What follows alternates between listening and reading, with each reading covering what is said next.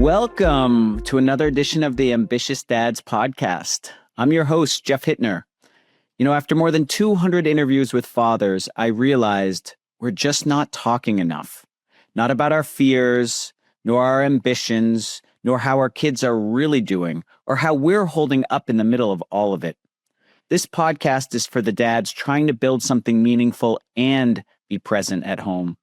The ones carrying a lot, questioning if they're doing enough, and craving honest conversations without the filters. If that's you, you're not alone.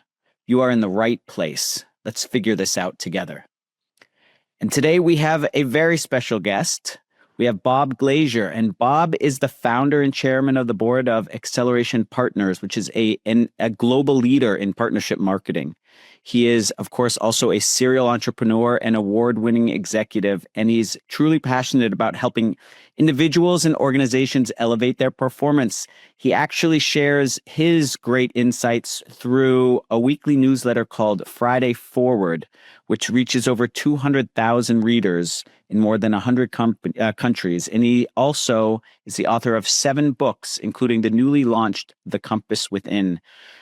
Bob, it's an absolute pleasure to have you join me today and looking forward to our conversation. Thanks for having me, Jeff. You bet. Now, of course, I left out the most important part, which is you're a father of 3. Can you tell me a little bit about your family makeup at the moment? I admit to 2 of them, but I'll let them figure out which 2. Sure. I have my wife and I met when we were younger. So we got going on our kids in marriage in our lower 20s. So I have a senior in college, a sophomore in college, and a junior in high school. So I'm coming to that twilight window of kids at home. That's pretty awesome. And tell me, off the top of your head, where are you where's the majority of your, if you have sleepless nights or worry when it comes to your children, where is it circling around these days? I don't know. My wife and I probably have opposite sleepless things on this. I'm worried. And not really worried, but that, talking to peers and stuff, the kids who have grown up in,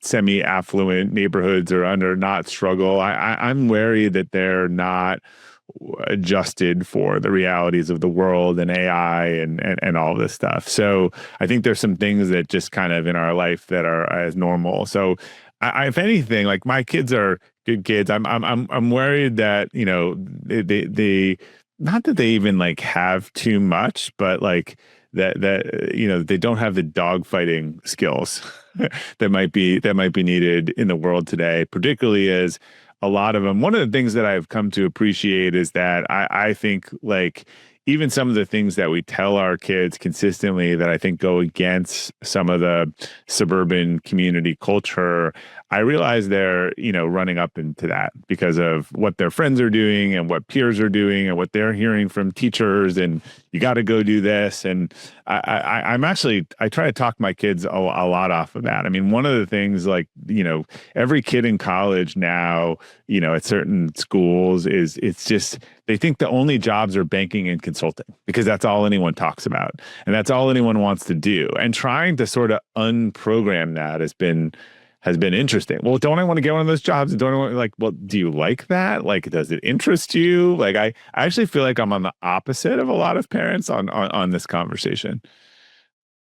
So I hear a couple of different threads here. So one is on the side of when they are lucky enough, blessed enough to be raised in a situation where they don't really have a lot of needs or they have first world struggles, right? And look, I think that's real to every kid and their lived experience, and whether you've had friend issues or bullying or whatever and all this stuff. But there's just a little bit different than I've got to work to help my single mom put food on the table or something like that you just have perspective. I mean, I've been in multiple groups where people are like, I'm taking my kids to India or something like that because they're and they realize it's their fault, but they just don't have the perspective. And I think To me, it's always the parents' fault. I have my favorite one of my favorite speakers, a leadership guy, is Eric Kaptulik, and he trained people in the military. And he says people always say to me, "Kids these days." He's like, "I don't want to hear that." And he tells a story about this 18-year-old kid who took a bullet in his Jeep to drive all the other people down. He's like, "It's parents these days. Kids are not the ones who have made themselves unaccountable and not followed through and done all this stuff." So. Yeah, I think a lot of the things are manifestations of parenting and cultural. So how do you solve for that in your family? So if it's like a direct example where they just have, every new tech tool under the sun, or it's something else related to just entitlement, how do you manage that? My kids all work, and they all got jobs at 16 and they need to work and they need to pay for their own stuff. And I don't feel bad if that interferes with school or otherwise. Like I worked and I didn't necessarily have to, but I think a work ethic is something new. In fact, we're one of the few parents who like don't really give the kids like at the college, like they're responsible for paying for their stuff and they work over the summer. It's our privilege to pay for the education. But I don't pay to drink for drinking, and Chick-fil-A and, all those things. And we just got into an argument with the youngest last night because I just, there's stuff that they're, can get and they have a card but there's stuff that they're supposed to do. And he didn't come home for dinner on a weeknight and went out. And I was like, and it's like, you better not have put that on our card. And he did. And I was like, we don't do that. Like dinner is on the table at our house, 5 nights a week or something. And if you want to opt out of that and do something with a friend, like that's on you. But like, we're not covering that. So I think there's some red lines like that, or else it just becomes normalized that, DoorDash and $18 takeout are kind of a regular, thing these days. I really appreciate hearing this. And for all the dads who are nodding their head yes, but still aren't quite sure how they make that happen culturally in their family, what has made it work for you all? Look, I talk to a lot of parents who are super frustrated. And I remember talking to someone, it was like, look, my kids are like it's their fault. Like I said, like they were super frustrated that their kids were not being responsible with spending in college. And they would send them pictures of them drinking, and then they would get a thing on their Amex thing popped up of them at the bar, and they'd be like, why am I paying for this? I'm like, have you set any rules or expectations? And they're like, no, they're generally good. I'm like, well, so you have no, like any organization, you need red lines, right? And you need clear. So I was like, well, I've heard a bunch of different ways. I've heard people saying, here's $300 a month or $200 a month, and you can do for it. Here's your own credit card. I've heard people saying, I budgeted out the year. Actually, here's $1,000 at the beginning of the year, and this should cover the food and books. And, you can figure it out. And again, you charge it on your cards. In fact, I just had a funny, we'll call it argument/discussion with my wife last night.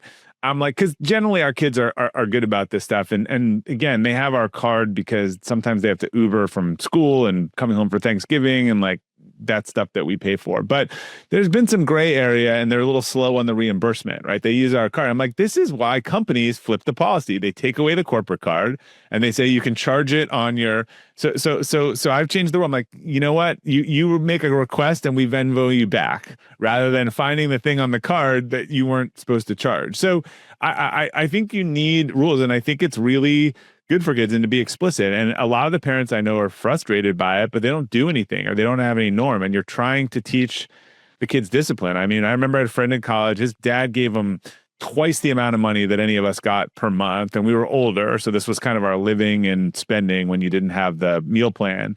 But his dad made him like keep QuickBooks, run a P&L and send the P&L at the end of every month, before he sent the next money, and he had to budget and manage it all.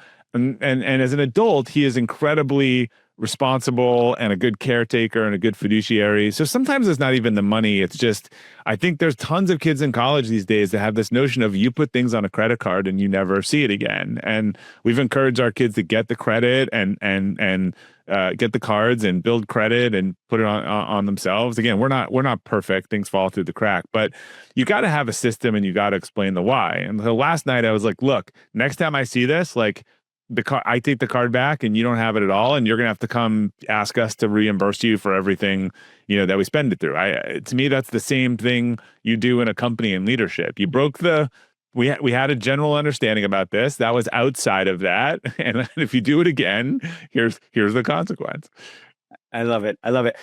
My kids are obviously younger, so right now we are at the stage where if they get a little money, they have to put it into one of three buckets. It's grow, or what is it? It's give, save, and spend. Tax. So that they learn there's sort of different buckets for the money that comes in. But I love the sophistication at which you've got it at this point with your family. The other thing you talked about in that the sort of initial thread at the beginning was this idea of jobs afterwards and consulting or banking. And to me, it sounded like that thread was a little bit about like really making sure that the definition of success that your kids have is more closely aligned with like your values and what you're trying to bring up in your whole family. And can you talk a little bit about that? Because a lot of the dads that I speak with are really challenged about like creating their own definition of success for their families, but also how to speak it to their families. Yeah, and I think this is one of the biggest, mistakes or thing that people end up either in therapy or unhappy, at some point in their life. And that's we take our definition of success. If you have your kids in sports, particularly around soccer or hockey, you see a lot of mediocre parents, who have their kids playing these sports, 5 nights a week, and they're going to burn out because it's about what they wish they had the ability to do. And so I think there's values and talents. Like my job as a parent is to transmit my most important values to my kids. My wife has her values, and then we have the kind of family values. And then also like everyone's good at different things, and I don't necessarily believe in the find your passion. I think that's tricky advice, right? And as I heard someone say, that's said by rich people who have already made a lot of money. But figure out what you like and what you can be good at and what you can become kind of an expert at vocationally. And from that, I think the money will follow. So you were saying, well, I guess my question is, they still have all this exposure and at school, right? Around, Maria is about to take this job, Joey's about to take this job at this bank, at this consulting firm. And it starts sophomore year. So this is even my daughter, the pressure with all these kids coming back from they interview sophomore year for their junior year jobs. They come back from junior year jobs with an offer. And that feels like, you're right where you're supposed to be fall of senior year. You're not supposed to have a job until like April or May we've gotten these kids so focused on what's next. You get into any of these schools, you get into a top 50 school these days, and like, it's just the beginning of things that you're going to apply to over the next couple of years. Every club, every abroad, everything is like a whole nother and they're just really focused on what's next. And again, I think that success is like, what is success isn't money, being miserable and divorced. I just think I always say, look, if you're the top frog expert in the world, like if you have a passion of frogs and you're the guy or the woman that people want at frog conventions and you write frog books, like you'll make a living off that. And so I don't think it's to find your passion. I think it's what do you, because your passion can be, some people have a passion for operations and solving problems. And there's so many ways to actualize that. So what do you like? Like, what do you want to do? What do you see yourself? Like, what are the problems that are exciting for you to solve? And then how do you become really good at that? And I think if you become really good at something, there's meaning tied to it and financial stability will follow. Right. But your kids aren't, they're not just hearing this once they get to college, right? It's being sort of inundated and stamped on their heads about this external definition of success all the time. So what are you doing explicitly in your family beyond when, your daughter calls and says, hey, all my friends are already nailing down their jobs a year in advance of graduating? Like, what were you doing in the earlier years to get them to really think more holistically about who they wanted to become? Yeah. So I think we try to expose, I've incorporated a whole bunch of best practices from different people. I think we try to expose them a lot of things. I like the sort of Angela Duckworth rule. If you start it, you finish the season, right? You try clarinet, you hate it. Like, you got to try stuff. there's a curve of where when you first do it, it's not great. So you got to learn to push yourself through, and then you see if you like it. But if you don't like it, then you shouldn't do it, right? And we got a discussion with my son who was playing a ton of soccer, and he was arguing about going to the practice for club. I'm like, look, we're paying a lot of money on this. Like, if we're fighting about the practices, we're not doing this anymore, right? Either you want to do it and you're excited to go to it. I don't need you to do it. I don't want to do it. But everyone who wanted to make varsity, was on a club team. But you either love going to practice or you don't. And I think a lot of people, to be good at something, like the practice. So I like the try things, exposure to things. If it sucks, you finish it and you don't do it again. So I don't think you should quit something on the first day, and I don't think you should stick with something you don't like. I think there's a sweet spot, and I think a lot of people miss that. It's okay to quit anything, or you got to perpetually stick with anything. Like, yeah, you got to get through the first thing to know a bad day or know if you like it. But then I don't force my kids to stay in the stuff that they don't enjoy. I don't think that's the way you learn, and I definitely did not learn that way. In fact, I started getting straight A's for the first time in my life once I got through all the core curriculum and I figured out what I loved, which was business and marketing. And I loved that. And I would study hard for it because I wanted to learn more. That makes a lot of sense. Now, you are very successful by all external definitions of the word, as we were just talking about. Yeah. What are a few areas that you think you've gotten wrong in terms of balancing like your career ambitions and your home ambitions? Yeah, again, I think you need bright lines on this stuff. And I was talking to my kids around it, and I was saying recently to my daughter that I missed her, fifth grade graduation or whatever it was. Now, like, the client I ended up going to the thing for became the mainstay client to our business. It was probably resulted in a ton of eventual financial security for my business, and it was probably the right decision. She doesn't remember that at all, right? She doesn't even remember the event. But I joke, like, had I died, 6 months later, you might have remembered that, right? So these things are all, but we've had 150 events and graduations in seventh grade. I mean, this is a little bit in the middle. I set some lines around this. I traveled a lot. When I was home, I was here for dinner. I don't tend to leave a lot on weeknights, from when I'm home.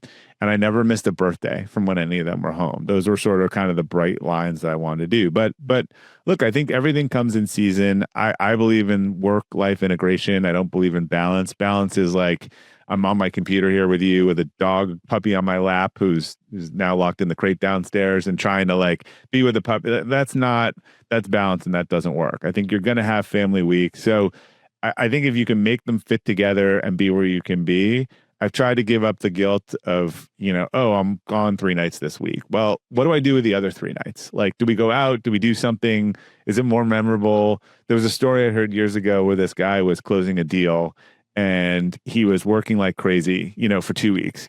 And so he'd come home every night at 10 o'clock. And then finally the deal closed. He was like, Bud, I'm going to be home more or whatever. And the kid looked disappointed, basically, when he was like, the deal. And because he was only home for that half hour every night, like he had done something with the kid or gave a ton of attention or whatever. Sometimes we're trying to get credit for being in the same space, even though they're on TikTok and we're off, doing something else. So I try to focus on the quality. And, I'm having a debate with myself, even I have a whole bunch of opportunities and stuff next year. It's my son's last year at home. And I'm just like, I can do whatever I want after that. I think I need to turn it down, for next year. It's my last kid at home. And so I'm consciously thinking about that in my planning, even though it will mean giving up certain things. And do you bring, especially as your son's getting older, do you bring him into some of that thinking and planning of yours, or is it done kind of without his aware? Probably it's a little different for each kid. I mean, half the time I plan to be home, go out to dinner, and then he's like, I want to go out with these people instead. So I think it's particularly when you have teenagers and they're boys too, you have to what would I have done? What would I have said? I'm watching a show last night and the mother's grounding the kid for showing up to a meeting about her father that they couldn't find with the detective. She's like, you would have done the same exact thing. I know you. I know what you were as a kid. So like these things are tricky. I think you don't want to be a hypocrite, but you have to remember how you were. But you also have to, there's some basic things around sort of safety. I think I've done a lot of research on this, and I think the biggest mistake today in parenting is that we are biologically wired to protect our kids, right? And historically, that was physical. There were things like make it through the day and enough food and physical danger. And if you go back to the Spartan warriors, and they would basically beat them to death so that they could survive, in the world. Most of the physical dangers have evaded, and so a lot of what we're doing now is to try to prevent our kids from emotional dangers. And I actually think that has a huge negative impact, because it's like an immunity system. The way you don't build physicals, you build physical safety. Yes, you can get physically stronger, but you build physical safety by staying out of harm's way, right? Like staying off the bridge you're going to fall off of, or, out of a neighborhood where there's violence or something like that. Emotional, you need exposure to develop the coping mechanism. It is kind of like if you put a kid in a bubble, from when they were young, and they develop no antibodies, and then they go in the real world, they would die of viruses in a minute. And that I think is the biggest overcompensation in parenting today. We're not giving our kids freedom to fail. We're not letting them struggle. Again, watching your kid in a suburban first world environment struggle, like that's not even real struggle. You have to. Yeah, there are friend group problems. There are all kinds of stuff. And if you keep interfering with it, if you keep solving, they just won't develop these capabilities. The pressure's on the parents too, right? I mean, because there's constant comparison in the parent conversations as well about what your kid is struggling with versus succeeding at. And then being able to be like, I'm letting him or her kind of find their way through this does not tend to be the common response when there's a little bit. Yeah. I'm working on a book on sort of trying to compare leadership to parenting, and why some things that we understand in leadership are absolute best and worst practices. We lose that distinction in parenting. And so it starts off with an anecdote. And the anecdote is, I'm doing Jeff's 360 review, and I look down, it says, and it says, Jeff, employees say that he tracks them all the time and their whereabouts. He solves their problem for them. He doesn't give them any independence, all of this stuff, to the point if you're reading this, you would be like, we need to fire Jeff, or Jeff needs a thing. And then I flip it to, if you interviewed a bunch of 10-year-olds today, they would say, my parents track me on the thing all the time. They call my teachers and they call my coaches and they do all this. Even the act of tracking your kids and letting them know that you're tracking them all the time, like it has documented negative consequences, but it's become a default thing. And when you read that side of it, you're like, oh, like I could totally see any kid saying that. And yeah, why is that like not okay? Yes, that is a very good point. Kind of continuing on this thread, also of values and authentic leadership, which I know you write a lot about. Where do you find it harder, or where do you run into more values issues? Do you actually run into it more at home or at work, in terms of like really living out these values that you've sort of espoused explicitly? Because often I notice that that there's more trip ups, there's more opportunity to kind of get lost in the exception of the moment with family than I actually see at work. So for me, often it's like living them out at home is more difficult. I'm curious, what about? I agree. I think the thing is, again, there is this feeling bad, as you said. If you're an employee who violated a rule and you held the consequence, I don't think you'd feel bad. You'd be like, it's crystal clear. But your kid violates a rule and you have a consequence, but that consequence is going to make them miss the party and it's going to cause them emotional harm and whatever. Like you're much more invested in the downstream actions from that. But I think that's where it gets messy, right? I think the most important thing is to be consistent. A lot of parents, they don't have any rule or bright line or say, here's the line, and then something happens and then they have a draconian response that they're never going to enforce. I'm taking away your phone for a month, or you're not going to Disney World with it, or something that's like just too far away. Versus, I really think like communicating that in advance, like you can do whatever you want, and this is kind of what my parents did, but like my dad, I was like fighting about the curfew. He's like, you can miss the curfew, but you're just not driving for a week if you do.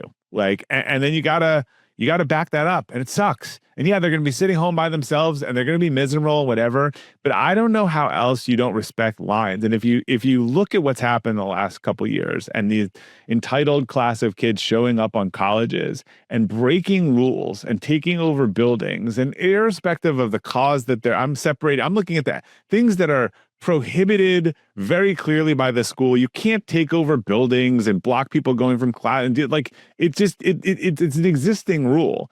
And then when they are suspended for it, they are absolutely indignant. Like, how could you actually enforce the rule that's on the books when I did this? Because I had my own reason and I had my own justification. And that is a direct impact of all these parents and educators and other leaders in these kids' lives, teaching them that there isn't cause and effect, like that we'll interfere, we'll get you out of it. You know what? You do drugs and you get caught, and we'll call the lawyer and we'll get you out of it. Like I had a parent recently who told me that, you know, they were dealing with some drug stuff with kids, and they were like, I wish they had gotten caught by the cop. I wish they scared the crap out of them and spent a night in jail, because that was, you know, and this person I think is a very good parent. And, you know, they were like, it's not my job to make the problem all go away. It's funny. I fall into this trap often, or I did, where, like, you know, the kids, my boys, would be fighting back and forth so much. So I would throw out a punishment it was like too draconian. So I couldn't possibly hold the line. One kid would ignore it. The other would be crying because he thought like he was really not allowed to watch TV for the next 3 months. Yeah. And I suddenly realized the best solution for me and our family was to tell them that they had to come up with the punishment. Right. And oh my goodness, did that like flip the whole thing on its head. And, you know, neither would ever have one that was like really small. And in fact, their punishment was often too big, but it gave me the space to walk it back a little. Yeah. But they should really know what the red lines are. And ideally those red lines are values oriented. They're not everything. Right. And I think if you wanted to say, look, we're going to Disney World, and if you do this over and over again, you're not coming. Like, and I'm dead serious about it. I just think you have to be clear, you know, in advance, particularly with the impulse. But honestly, the biggest challenge and the thing that, and even we have this discussion in our own family, the thing today that I think the technology, you know, in parenting, I don't know how old your kids are, but look, the data on some of this technology is that it's the most dangerous thing they're doing. In fact, they need to be drinking more and more sex. And like, ironically, the loneliness is more dangerous than some of the socialization activities that typically kids and teenagers were worried about. But I see, like, if a kid was drinking in their room and drunk and lonely and depressed, you would go in there and you would rip the alcohol out of their hands. You would rip the cigarettes. You would rip the drugs. But with the tech, people, again, they have this guilt feeling. Oh, well, I'm taking away, this thing is just as harmful. Or everyone would tell you that TikTok is like the most harmful thing on your kids. But parents feel bad about that one. They just don't feel bad about any of the other ones. And I think this is like the great challenge and irony of parenting today, which is if a kid was, you know, miserable and lonely and smoking pot in their room, you would go in there and you would rip all the stuff away and throw it out. And I don't see people looking at technology in that same way, but I think its impact is equivalent, if not worse. I think one of the things that I've heard from dads that I've interviewed is they feel like a hypocrite because they also aren't ripping the technology away from their own hands. That is true. Right? Yeah. And to tell their kids no TikTok and they're on their own, you know, Instagram vicious cycle that lasts 30 minutes. I mean, no one needs to poop for 45 minutes anymore, but yet here we are. So it's impossible. That is Jeff, that is true. And that is a huge problem. And kids, you know, like leaders, they will react to do it as I do, not as I say. So if you're doing that and you're showing the same behaviors, then you have no credibility. I kind of like one of the things we've even told is they set the screen time, you know, and it goes off, but they get to control it. And it's like, so what's the right amount? Like, it's like a budget. Like, We all agree that an hour and a half a day is more than enough. And so like that's the budget, and you get to use it how you want it, and give them some responsibility. But then they start to see, oh, you know what? I was sitting in the bathroom for 30 minutes and I used up half my time and I don't want to do this. And look, kids can't be, there's ADD and there's societal ADD, and kids really can't be quiet anymore. The notion of eating a bowl of cereal without anything, or waiting in line, or being in a car. Even my daughter in college, like she always calls us when she's driving or when she's walking back from class, and I'm torn.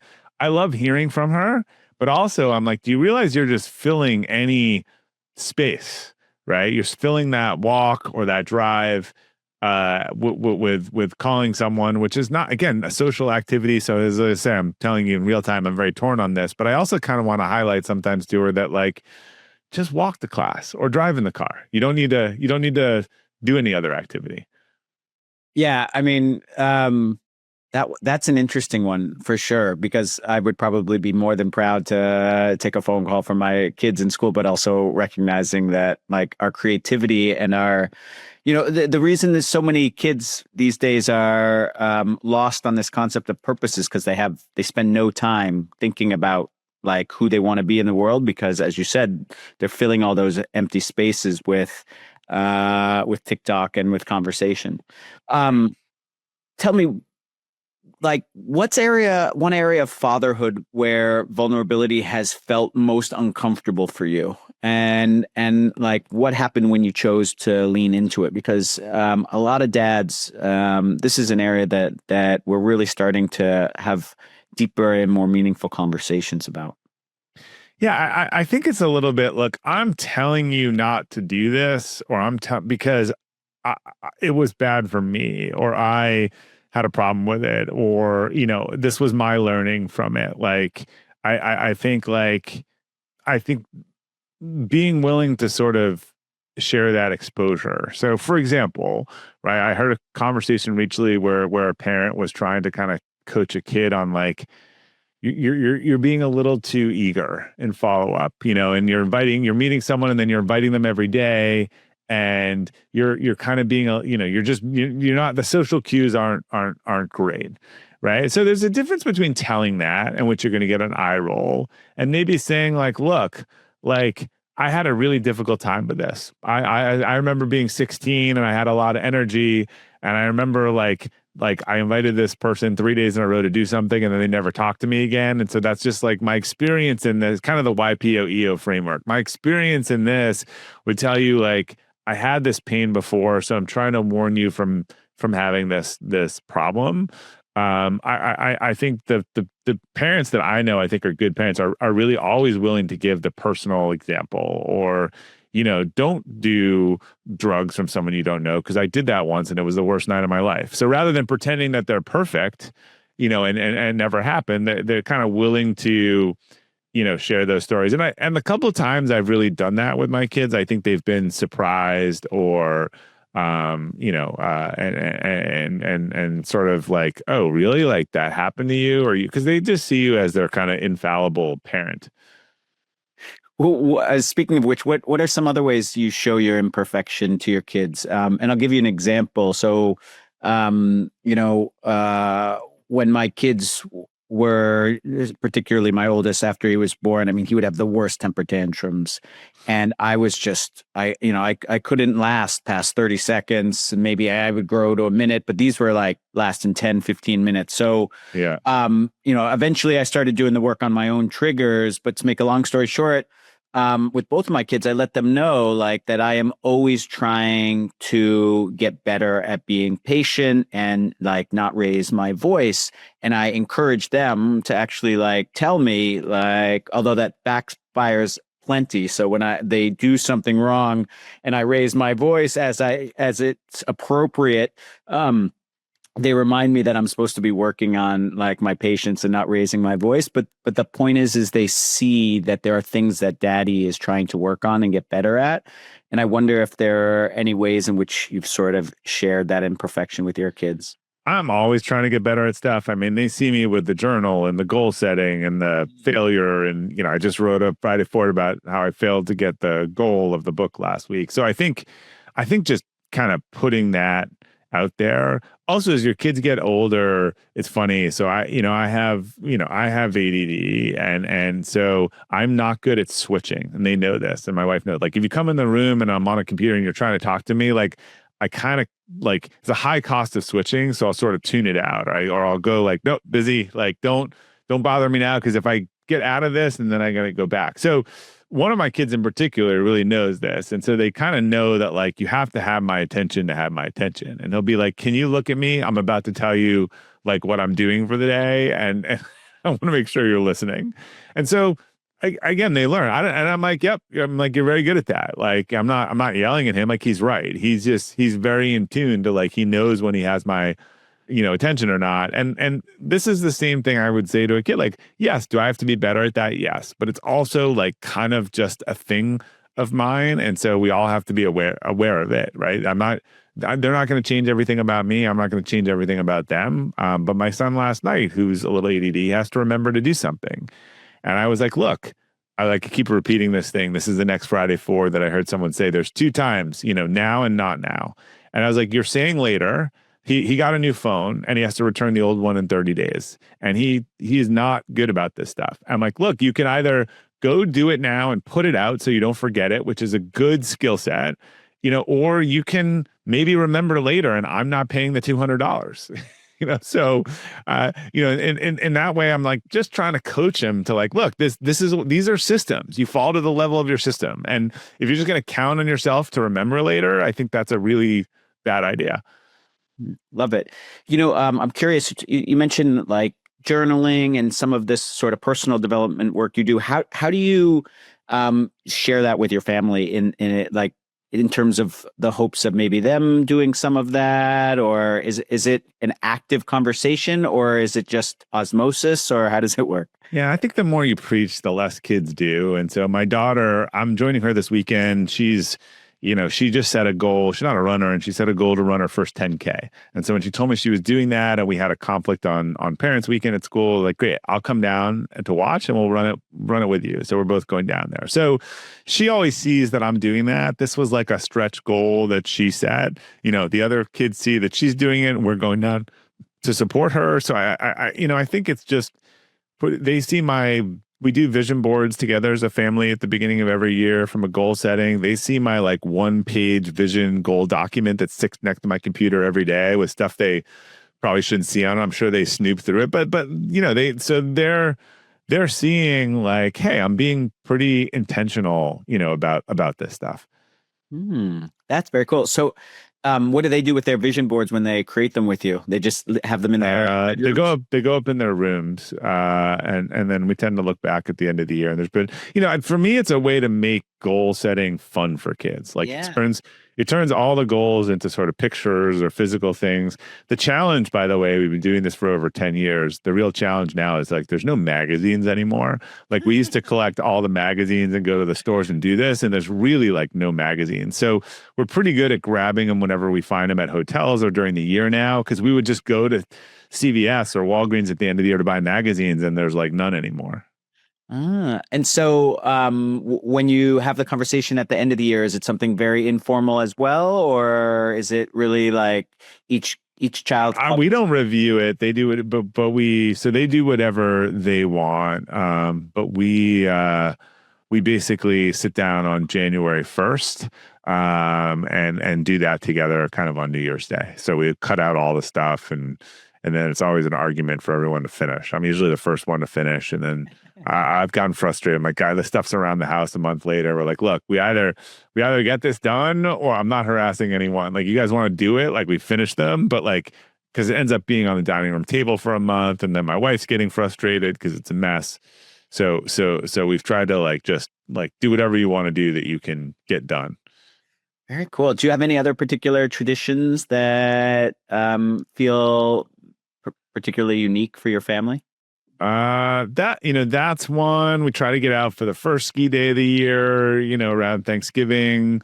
My daughter and I, we started running, like, the turkey trot on Thanksgiving, and we're doing that again this year. At least 3 of us are doing it. So I think there are these things around holidays, like our big ski family. So the first run or the last run ritual, the New Year's things, now a lot of these things are really around holidays, right? That's when all of us, there's a couple holidays a year when we all have the chance to be together. Again, I think the family dinners is super important. Like when we're home, we should try to do that, and then you can go out afterwards. Very cool. I always ask this last question to all my guests, which is, the messy side of fatherhood, of course, means we've got to include a messy story. And can you think back to maybe when your kids were a lot younger, and do you have like one in particular, poop, pee, vomit, some sort of crazy story from raising three, no doubt, rambunctious kids, and what that's brought you over the course of the last 20 some odd years? Uh, you know, I mean, there are a lot of those. I remember when we all had the stomach bug and no one would come into our house. And it was like, we could like, can we get help with three little kids? And people were like, no. And we would like put the kids in the crib so that we could pass out, and we'd go in there, and it just, when they're young enough where they don't know when they're going to, there's nothing you can do with that. They don't know when they're going to throw up. So you have to just like put them back in the crib and wait for them to throw up. God, that was just horrible. But, in terms of the personality being the same and realizing, that your kids hear what you say, my youngest is just always into stuff. Like he just was always getting into everything. Like we couldn't lose sight of him. And he had a little, I still have this picture somewhere. He would like get we bought him a little fake razor set, and then he would like take the real razors. That's a really bad idea. But he somehow took the can of shaving cream out of the bathroom when he was like 2 or 3 into his room. I walk into his room. I look at him. He is covered with the shaving cream all down his face, dripping, like with sunglasses on, and looks at me and just goes, "Oh, Zachary." He just knew what our response was going to be. And I would tell you, he is 17 years old now, and that still defines a lot of his personality. It sounds like it would. Awesome. Well, Bob, I really appreciate all your insights and vulnerability. And this is going to be a great conversation for lots of dads to hear. So thank you so much. Thanks for having me.